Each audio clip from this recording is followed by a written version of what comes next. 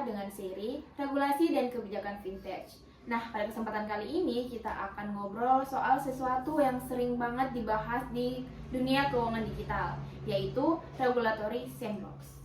Betul banget, banyak orang dengar istilah itu, tapi nggak semua tahu apa sih maksudnya. Ya, jadi di episode kali ini kita akan membahas dari dasar, mulai dari konsep sandbox, gimana cara kerjanya, sampai peran regulator di Indonesia dan di dunia. Nah, sebelum itu, perkenalkan kami dari Universitas Halu Oleo, jurusan Manajemen Fakultas Ekonomi dan Bisnis. Dalam rangka mendukung jurusan, fakultas, dan universitas, maka kami akan membuat video podcast yang akan membahas topik regulasi dan kebijakan vintage. Nah, seperti pada pembahasan episode sebelumnya, bahwasannya perkembangan teknologi finansial telah mengubah cara masyarakat dalam bertransaksi dan mengakses layanan keuangan. Namun, pesatnya inovasi di sektor ini menuntut kehadiran kebijakan dan regulasi yang mampu menyeimbangkan antara dorongan inovasi dan perlindungan terhadap sistem keuangan serta konsumen. Oleh karena itu, regulasi vintage memiliki peran penting dalam menjaga stabilitas sistem keuangan sekaligus menciptakan iklim yang kondusif bagi inovasi. Nah, sebelum kita masuk pada pembahasan yang lebih detail tentang regulasi dan kebijakan vintage, mungkin kita akan mulai dari apa sih itu regulatory sandbox. Nah, mungkin kakak-kakak salah satu di antara kalian bisa menjelaskan kepada kita apa yang dimaksud dengan regulatory sandbox. Oke, mungkin saya saja. Jadi sandbox itu semacam laboratorium uji coba bagi startup vintage untuk mengetes produk atau layanan baru di lingkungan yang dikontrol oleh regulator. Oh, jadi dia itu bukan bebas total ya? Ya, tentu saja bukan. Mereka itu tetap diawasi langsung sama otoritas seperti OJK atau Bank Indonesia. Yang jadi pembedanya itu adalah aturan yang berlaku lebih fleksibel supaya startup bisa bereksperimen tanpa takut langsung melanggar regulasi yang berat. Oh, oke. Nah, sebenarnya awal mula sehingga konsep sandbox ini terbentuk itu karena apa sih? Baik, di sini saya akan jawab ya. Jadi awalnya konsep sandbox ini muncul di Inggris lewat Financial Conduct Authority atau biasa disingkat dengan FCA tahun 2016. Nah, melalui program Project Innovate, kemudian resmi menjadi regulatory sandbox pada 2016. Sejak itu lebih dari 70 program sandbox dibentuk di 60 yurisdiksi global, termasuk diantaranya ada Singapura, Malaysia, Korea Selatan, dan Indonesia itu sendiri. Nah, startup dikasih waktu 6-12 bulan buat uji coba dengan batas nasabah tertentu. Tujuannya itu untuk memberikan kesempatan bagi pelaku vintage untuk melakukan live testing terhadap produk mereka tanpa takut tunduk pada seluruh persyaratan regulasi yang berlaku. Namun ingat, tetap ada pengawasan yang ketat dari perlindungan konsumen. Oh, jadi kayak uji coba jalan tapi di bawah pengawasan yang ketat gitu ya? Benar banget. Oh, dan batas waktu itu cuma 6-12 bulan. Tepat banget. Nah, kemudian kan tadi udah dibahas tuh ya tentang apa itu sih regulatory sandbox. Nah, mungkin di sini ada salah satu dari kakak yang bisa menjelaskan tentang tujuan dan manfaat dari regulatory sandbox itu.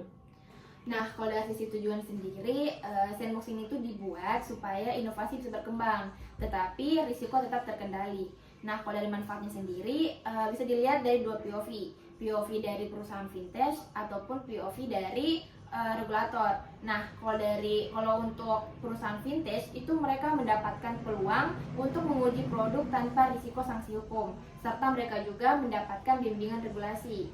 Nah, kalau dari pihak regulator sendiri, mereka itu memperoleh wawasan tentang inovasi baru yang dapat menyusun kebijakan lebih cepat. Jadi keduanya ini saling belajar, di mana regulator bisa tahu, oh ternyata produk ini tuh aman asal pakai sistem verifikasi tertentu. Nah, dari situ nanti kebijakan permanen bisa disusun dengan dasar yang kuat. Oh, jadi gitu. Mungkin intinya itu sandbox itu perusahaan vintage ataupun regulator sendiri bisa saling belajar atau berkembang namun tetap terkendali gitu ya? Iya, risikonya itu tetap terkendali, tidak melebihi batas gitu. Baik. Oke, jadi untuk manfaatnya sendiri itu tergantung POV-nya ya? Iya, dia terbagi menjadi dua POV antara baik dari perusahaan vintage maupun dari regulator sendiri. Oke, karena mungkin sudah dijelaskan manfaat, pasti sesuatu itu ada ciri-cirinya. Mungkin bisa dijelaskan apa sih ciri-ciri utama sandbox, dan mungkin bagaimana implementasinya di Indonesia. Baik, jadi lingkungan terkendali itu yang pertama ya, ciri pertamanya. Nah, lingkungan terkendali jadi produk itu diuji secara langsung atau live testing biasa disebut ya, di pasar nyata tapi dalam batas tertentu, misalnya itu ada jumlah pengguna, waktu atau area. Nah, kemudian yang kedua itu ada kelonggaran sementara. Jadi di sini peserta di sini itu bisa startup fintech ya mungkin yang dimaksud. Nah, boleh mendapatkan dispensasi dari aturan tertentu agar bisa bereksperimen tanpa harus langsung memenuhi seluruh lisensi. Jadi bisa setengah-setengah aja tuh. Nah, kemudian yang ketiga adalah pendampingan langsung. Jadi nanti regulator bisa memberi bimbingan dan komunikasi intensif agar para pelaku itu yang perusahaan-perusahaan tadi bisa memahami aspek hukum dan kepatuhan. Nah, durasinya yang terakhir itu durasi terbatas, biasanya 6-12 bulan, diakhiri dengan evaluasi apakah produk tersebut layak lanjut atau izin.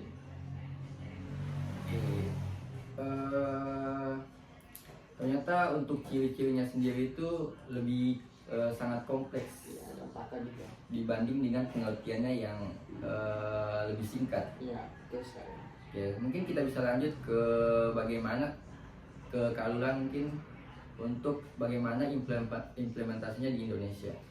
Nah, di Indonesia sendiri itu sandbox ini dikelola oleh dua lembaga, yaitu Bank Indonesia dan OJK. Nah, BI ini itu mengatur sandbox melalui inovasi sistem pembayaran, di mana yang sering kita lihat seperti QRIS, e-wallet, serta transfer digital. Sementara OJK dia mengatur inovasi keuangan digital seperti fintech lending, insurtech, atau credit scoring. Dan menariknya lagi, OJK ini tuh udah update aturannya lewat POJK nomor 3 tahun 2024 dan SOJK nomor 5 tahun 2024 supaya proses sandbox itu lebih transparan dan efisien. Bahkan sampai 2024 sendiri OJK itu sudah menerima lebih dari 450 aplikasi fintech. Jadi banyak sekali yang ingin ikut program ini. Oke. Jadi untuk aturannya sendiri itu terkhusus untuk OJK ternyata itu update terus, kalau nggak salah itu sekitar sudah 3 kali diubah. Iya. Karena adanya updatean aturan ini sehingga banyak sekali yang ingin mengikuti program tersebut.